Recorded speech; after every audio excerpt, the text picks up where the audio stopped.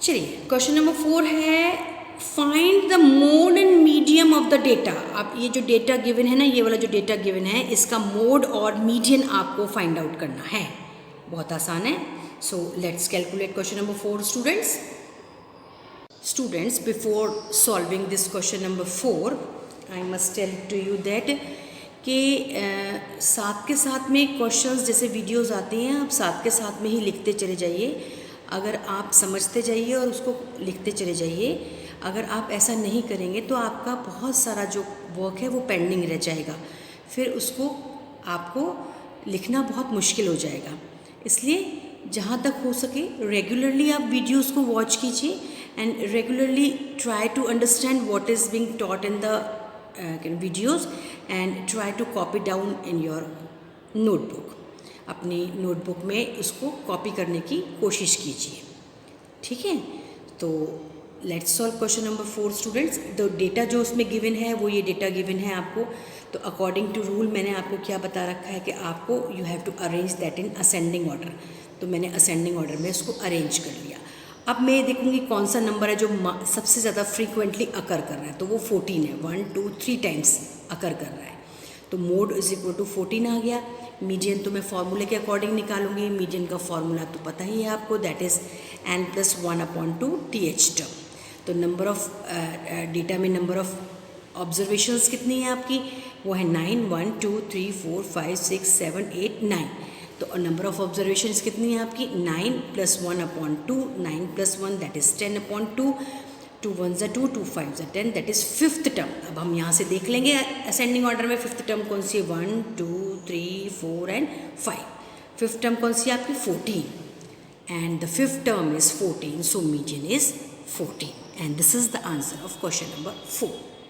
So this is 5th question student. Tell whether the statement is true or false. आपको क्या बताना है, true and false.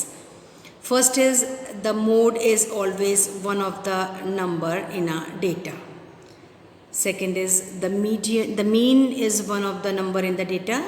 The median is always one of the number in the data. And fourth one is the data, given data is 6 4 3 8 9 12 13 and 9 has mean 9. So let's calculate question number 5. So let's calculate question number 5 student. अब question number 5 में हमको true and false बता रहा है, पर मैं आपको समझाऊंगी सारा। फर्स्ट पार्ट क्या है आपका, फर्स्ट पार्ट है the mode is always one of the number in the data. Mode जो है वो कहाँ से निकलता है, डेटा जो गिवन डेटा है उसमें से ही कोई एक नंबर होता है। ये ट्रू है कि फॉल्स है, ट्रू है इसका आंसर। एग्जाम्पल के साथ समझाती हूँ। सपोज ये डेटा गिवन है आपको, मैंने एक सपोज करके ले लिया कि सपोज ये डेटा गिवन है, तो इसमें से ही तो मैं मोड निकालूंगी, इसमें से ही तो मोड आएगा। जो नंबर बार बार अकर कर रहा होगा, फ्रीक्वेंटली अकर कर रहा होगा, तो इसमें 19 जो है फ्रीक्वेंटली अकर कर रहा है ना। तो मोड क्या हो गया मेरा 19। तो जो 19 मेरा आंसर आया वो इस डेटा में से ही तो आया, बाहर से तो मैंने ले नहीं लिया। तो मतलब ये कहने का है कि ट्रू है, कि मतलब मोड जो है जो गिवन डेटा होता है उसमें से ही कैलकुलेट होता है। अब सेकंड क्वेश्चन क्या है आपका, सेकंड क्वेश्चन है the mean is one of the number in the data. Mean जो है वो जो डेटा में नंबर दिया वही उनमें से कोई एक निकलता है।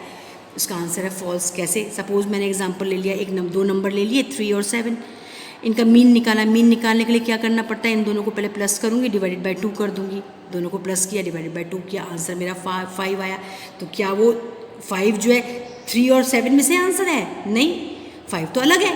तो 5 is not present in the data, data में तो प्रेजेंट है ही नहीं। तो इसका मतलब इसका आंसर फॉल्स है। अब थर्ड क्वेश्चन समझिए। थर्ड क्वेश्चन है the median is always one of the number in the data. इसका आंसर भी फॉल्स है, इसका आंसर भी फॉल्स है, लेकिन मैं रीज़न बता रही हूँ कि because if the number of observation और terms are even then median is not from the number of the data. अगर मान लीजिए ऑब्जर्वेशन इवन है, अब तक तो जितनी भी ऑब्जर्वेशन देखी आपने ऑड देखी थी, उसमें 1 प्लस करते थे आप, पर अगर इवन है तो क्या होगा, तो आपका जो है median is not from the number in the data. और फोर्थ वाला आपको द डेटा गिवन, आपको डेटा गिवन हेयर इज, ये डेटा आपको ऑलरेडी दिया हुआ है। तो 1 2 3 4 5 6 7 8 नंबर ऑफ ऑब्जर्वेशन कितनी है, 8।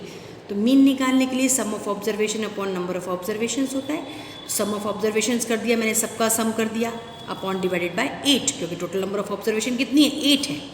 तो सबको प्लस किया तो मेरा आंसर आया 64 डिवाइडेड बाय 8, 64 डिवाइडेड बाय 8, 8 1 जा 8, 8 8 जा 64, मीन मेरा आ गया 8. So the statement is false because mean of the given data is 8. So student, this is the end of exercise 3.2. We will meet tomorrow with some new concept. Up till then, goodbye, thank you and have a nice day.